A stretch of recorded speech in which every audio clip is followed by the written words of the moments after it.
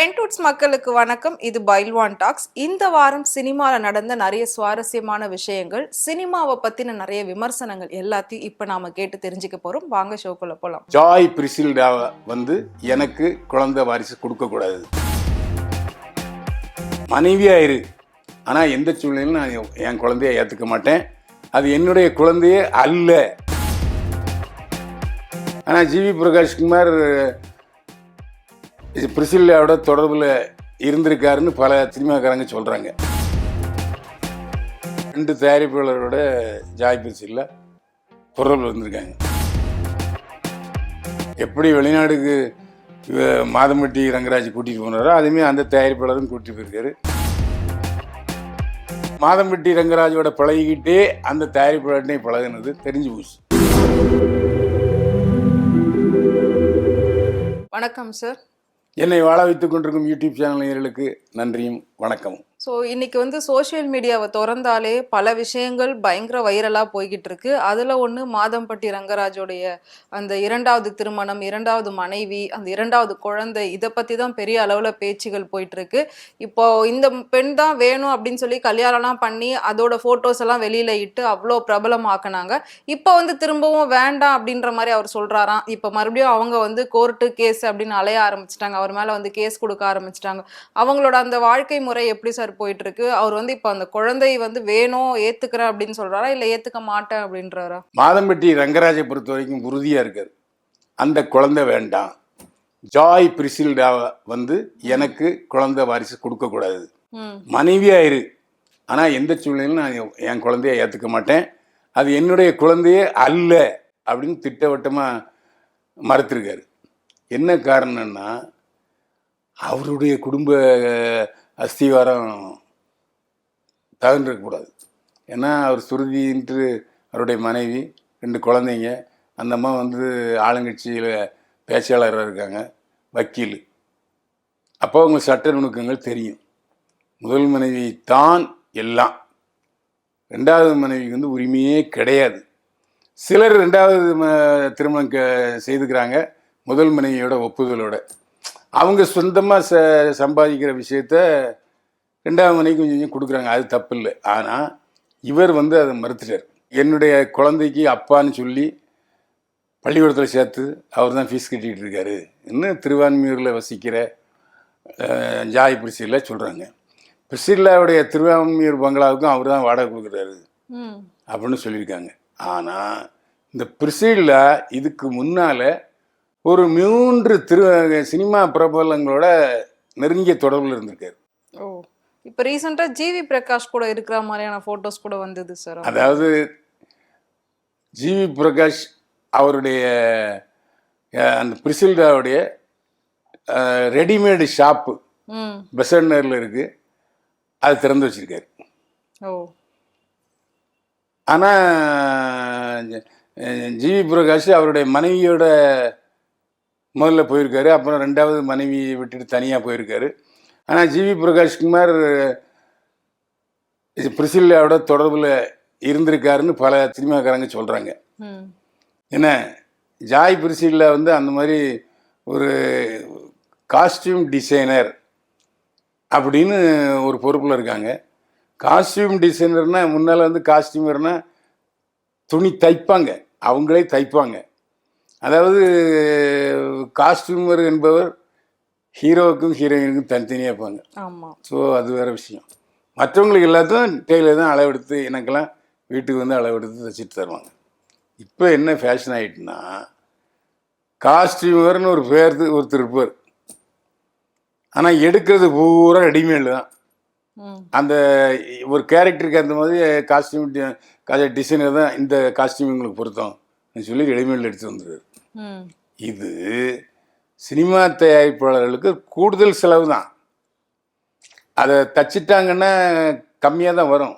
ஆனால் அது ஏதோ தயாரிப்பாளர்கள் இப்போ ஜாய் பிரிசில்லா மாதிரி ஒரு அழகானவர்கள் இருக்கிறாங்க, அவங்க நீக்கு போக்கு உள்ளவர்கள். அந்த ஒரே விஷயத்தில் நான் சொல்லிட்டேன். விஜய்க்கு கூட அவங்க காஸ்டியூம் டிசைன் பண்ணியிருக்கிறதா சொல்லியிருக்காங்க.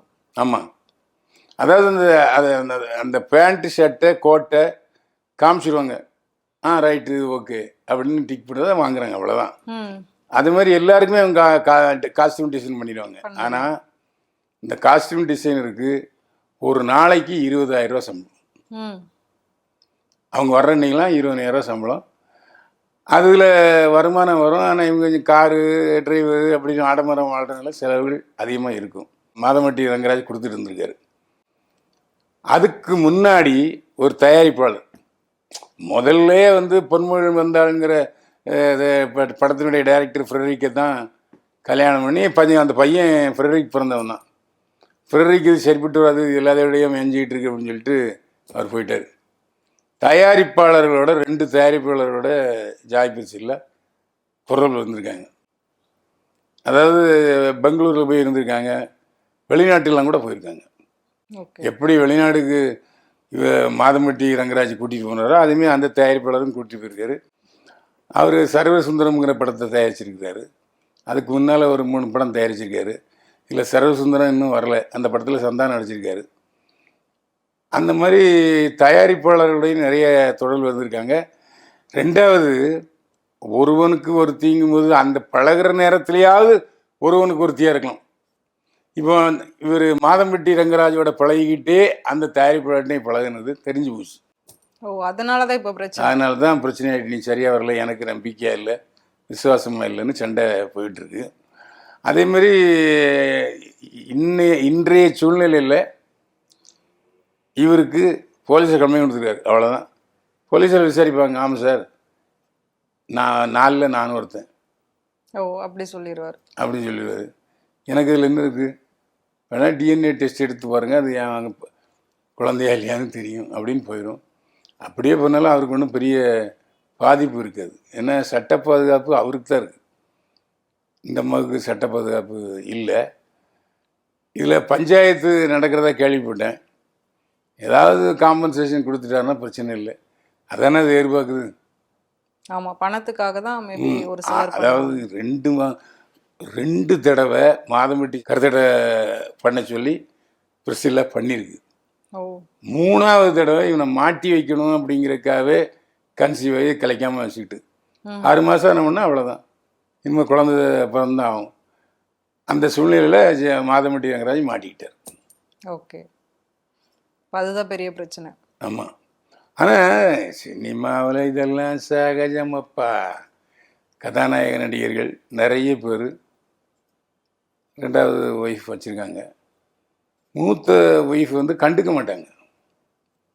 சரி அவர் ஆசைப்படுறார் போட்டுப்பா அப்படின்ட்டு சிலர் விட்டு கொடுத்து போகிறதுனுடைய காரணமாக அவங்க அட்வான்டேஜ் எடுத்துக்கிறாங்க. அவ்வளோதான்.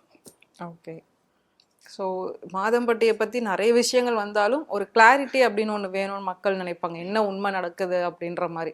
ஸோ அதை பற்றி தான் இப்போ நீங்கள் நிறைய வந்து விளக்கமாக சொல்லியிருக்கீங்க. ஸோ கண்டிப்பாக இதை பற்றி எல்லாருக்கும் புரிஞ்சிருக்கும் அப்படின்னு நினைக்கிறேன். ஏன்னா திடீர்னு சேர்றாங்க, திடீர்னு பிரிகிறாங்க, திடீர்னு ஒரு ரொமான்டிக் வீடியோ வெளியிடுறாங்க, திடீர்னு ரொமான்டிக் ஃபோட்டோஸ் வந்து இல்லை. அதேமாரி தானே ரவி மோகனும் அவருடைய தோழி கெனிஷாவும் அந்த மாதிரி அவங்களும் அப்படிதான் வந்து ஒவ்வொரு விஷயமா பண்ணிட்டு இருந்தாங்க. ஓரளவுக்கு இப்போ இல்லை, இப்போ அது ஓரளவுக்கு அமிக்கபிள் ஆகிட்டு அடுத்தாப்போ இப்போ இது ஆரம்பிச்சு அடுத்த ஒரு ஜோடி வர்ற வரைக்கும் இதை பேசிக்கிட்டே இருப்பாங்க. அதாவது இன்னும் கொஞ்சம் அவல் கிடைக்கிற வரைக்கும் இந்த அவலை மன்னுக்கிட்டே இருப்பாங்க மக்கள். அவ்வளோதான். கண்டிப்பா சார். மக்களுக்கு என்ன நடக்குது அப்படின்றத வந்து சினிமால வாரம் நடக்கிறது, அதுவும் கரெக்டான ஒரு சுவாரஸ்யமான சம்பவங்களை எல்லாத்துக்கும் ஒரு டீப்பான எக்ஸ்பிளனேஷன் வந்து நீங்க சூப்பரா கொடுத்து எல்லாத்தையும் வந்து தெளிவுபடுத்திடுறீங்க. ஸோ இதெல்லாம் தாண்டி சினிமாவில் ஒரு சிலர் வந்து 50 வருஷமா வந்து நிலைச்சிருக்காங்க, ஹீரோவா நடிச்சுக்கிட்டு இருக்காங்க. அப்படி இருக்கிறப்ப நம்ம ஆல்ரெடி சூப்பர் ஸ்டாரை பத்தி பேசியிருந்தோம், 50வது ஆண்டு நிறைவு பொன்விழா நடத்தணும் அப்படின்னு சொல்லி ஒரு பெரிய பிளான் வந்து போயிட்டு இருக்கு அப்படின்னு. இப்போ இளையராஜா அவர்களுக்கும் ஒரு பாராட்டு விழா நடத்தணும் அப்படின்ற மாதிரியான விஷயங்கள் வந்துட்டு இருக்கு. அது எதுக்காக சார்? அதாவது இது வரைக்கும் நம்ம நெகட்டிவ் பிரச்சனையை பேசணும். ஆமா, இது பிளஸ் பாயிண்ட். அதாவது தமிழ் சினிமாவுக்கு இளையராஜா வந்து ஒரு மிகப்பெரிய வரப்பிரசாதம். ஆமா, அதாவது மொக்கையா இருக்கிற படங்களை கூட அவருடைய இசை ஓட வச்சு தூக்கி கொடுத்துரும். அதுல எந்த சந்தேகமும் இல்லை. இசை ஞானி இளையராஜா தான். அதுமாதிரி ஒரு சிம்பனிக்கு பாராட்டு பண்ணிட்டு வந்தார் இல்லையா, அதை பார்த்த நம்ம முதல்வர் மு.க. ஸ்டாலின் அவர்கள் இளையராஜாவுக்கு அரசு சார்பில் பாராட்டு நடத்துவோம் ஓ, அப்படின்னு சூப்பர் ஸ்டாருக்கும் அவங்க நடத்துற மாதிரி இப்ப இதுக்கும் அவரு நடத்த போறாங்க. இல்லை, சூப்பர் ஸ்டாருக்கு நடத்துறது இன்னும் உறுதியாகலை. உறுதி ஆகல. ஆனா இது வந்து அரசாங்க சார்பில் நடத்துறது உறுதியாயிடுச்சு. உறுதியாயிடுச்சு. அறிவிப்பு நேற்று வந்துருச்சு. ம். இந்த ஃபங்க்ஷனில் வந்து கமலஹாசனும் கலந்து கொள்வார், ரஜினிகாந்தும் கலந்து கொள்வார். கமலஹாசன் பாடுறாரு, அதுக்கான விஷயங்கள்லாம் ஏற்பாடுகள் நடந்துட்டு இருக்கு. ம். இது ஒரு மிகப்பெரிய, அதாவது அரசின் சார்பில் எதுக்கியே இளையராஜாவுக்கு பாராட்டு நடத்தணும், அரசு சொத்தை, அரசு பணத்தை வீணாக்குறாரு அப்படின்னு ஒரு பெரிய பரபரப்பு ஏற்படும். ம். ஆனால் இது முதல் தடவை அல்ல. ம். புரட்சித் தலைவர் எம்ஜிஆர் இருக்கும்போது பாரதி ராஜாவுக்கு அலைகள் ஓய்வுதலை படத்துக்கு பாராட்டு விழா நடத்தினார். ஆனால் அது அவர் அதிமுக சார்பில் நடத்தினார். அதுக்கப்புறம் முதலமைச்சர் ஜெயலலிதா நடிகர் சிவாஜி கணேசனுக்கு அரசு சார்பில் பாராட்டு நடத்தியிருக்காங்க. ஸோ முதலமைச்சர் எம்ஜிஆரும் முதலமைச்சர் ஜெயலலிதாவும் சினிமா பிரபலங்களுக்கு பாராட்டு நடத்தியிருக்காங்க. அந்த அடிப்படையில் அவர் அவங்க போட்ட ராஜவீதியில் அடுத்தாப்போ இப்போ இளையராஜாவுக்கு பாராட்டுலா நடத்துகிறாரு தமிழக சார்பில் நம்முடைய முதலமைச்சர் மாண்புமிகு மு க ஸ்டாலின் அவர்கள். இது பாராட்டப்பட வேண்டிய விஷயம். இப்போ இசைஞானி இளையராஜா பாரதிய ஜனதா கட்சியை சேர்ந்தவர். ஆமாம். எம்பி வேறு. ம். அப்போது இந்த விழாவுக்கு நிச்சயமாக பிரதமர் மோடியை கூப்பிட்டாங்கன்னா வந்துடுவார். வேற எந்த வேலை இருந்தாலும் ஒத்தி வச்சுட்டு வந்துடுவார். ஓகே.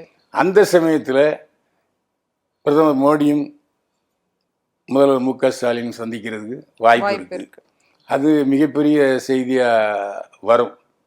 அதனால் அந்த விழா வந்து தமிழக மக்கள் அனைவருக்குமே ஒரு இன்பத்தை கொடுக்குற விழா. அதனால் மாண்புமிகு முதலமைச்சர் மு க ஸ்டாலின் அவர்களை பாராட்டியே தீரணும். அது வேற வழியே கிடையாது. ஓகே. இதுல அரசியல் உள்நோக்கம் ஏதாவது இருக்குமா சார்? இல்ல அரசியல் உள்நோக்கம் ஒன்றும் கிடையாது.